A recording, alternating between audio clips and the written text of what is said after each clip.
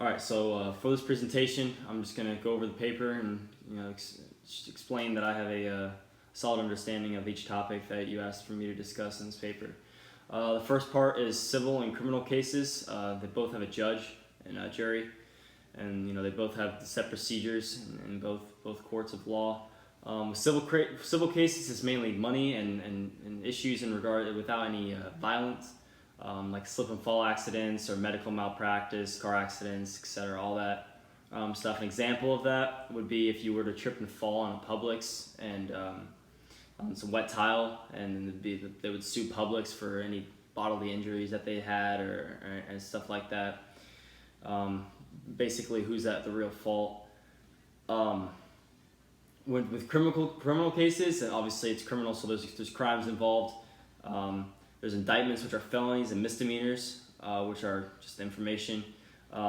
Federal crime is governed by the United States Attorney's Office, and the state crime is obviously the state's Attorney's Office.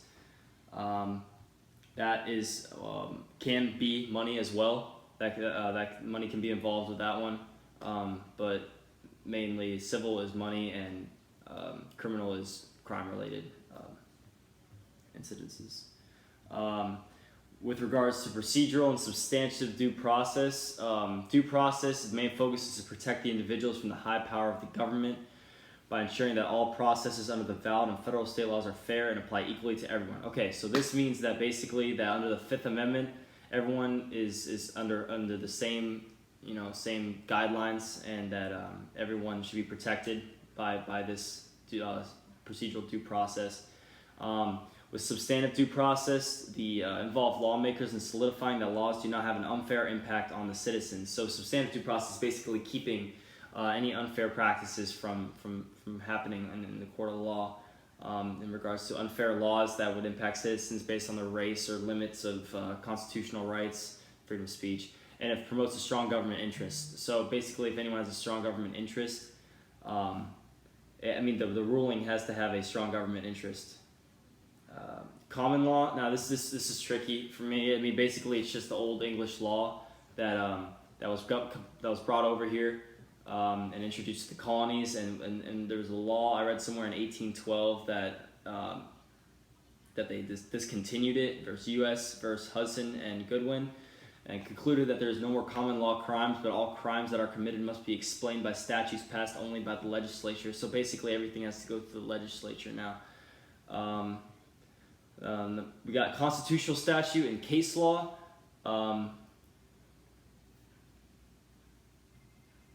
Constitutional law deals with the basic principles on which the government has successfully used in the past to exercise its authority. So anything to do with the Constitution or pretty much the Constitution is the end-all, be-all. Mainly deals with human rights practices and cases that interfere with our basic rights and freedoms put into the Constitution. Case law handles any rulings that have been decided in the past by past cases. We see this if there's a dispute, split in the decision-making process of a court case.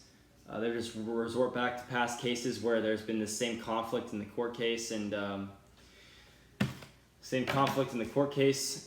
would go and resolve the issue from past experiences or past court cases. Statute law.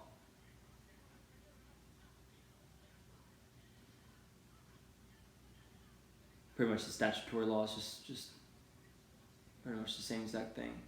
The rules and principles of law that have been historically laid down in the past proceedings, the same thing as case law, except the actual law is not case, they're resorting to the laws instead of resorting to the case.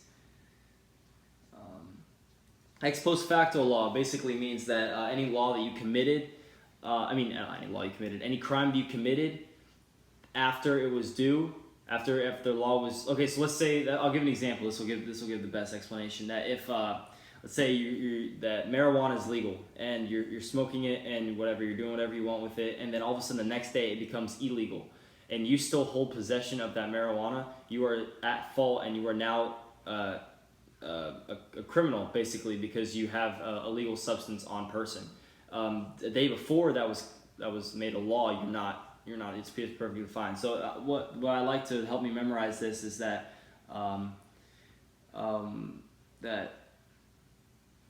what did I put in here? a lot of people who get charged for crimes that they have been doing for years throughout their whole entire life are now criminals. So I mean that's why I like that. It helps me memorize it and stuff like that. That's how it makes me remember what it means. Burden of proof. Burden of proof is basically the obligation of the attorney to produce evidence on every element of a charged crime. So it is the attorney's what's the word, responsibility to provide all the evidence in the case, and over a reasonable doubt if it's a prosecution or defense. In some states it's the defense that will determine whether they need to prove them innocent or the prosecution to prove them guilty. It varies from state to state. And lastly, the second to last one, legal elements of a crime.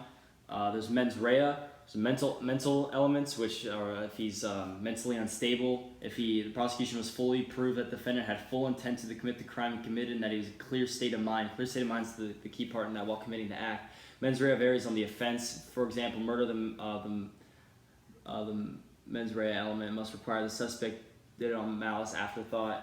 Actus reus is you can't be arrested for thinking criminal thoughts. So, but however, words can get you arrested, such as government threats, conspiracy, or perjury. Those things are words, and they can get you in trouble. Concurrence is both. Criminal liability to occur, there has to be an overt and or voluntary action when physical capable as required by statute law. Last but not least, we got defense, legal defenses in criminal law. Basically just alibi defense, which if you can state that you weren't there at the time of the crime, that you're off the hook, you're good. Self-defense claim in murder cases, if you claim that it's self-defense, there has to be a tie to it. You can't just go kill someone and say they randomly tried to kill me for self-defense. There has to be a proof that you use self-defense based on the moral guideline of the case.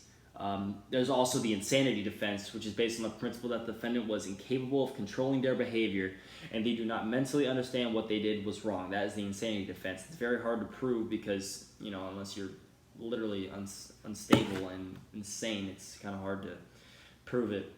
However, they voluntary intoxicate. Okay, here's one with the being under the influence is an important thing to bring up. It's sort of along the same lines where the defendant would claim that the drug or alcohol impair their mental functioning. However, they voluntarily intoxicated themselves and does not excuse criminal act under the court of law. In some states, they could rule that as involuntary. In some states, rule it as voluntary.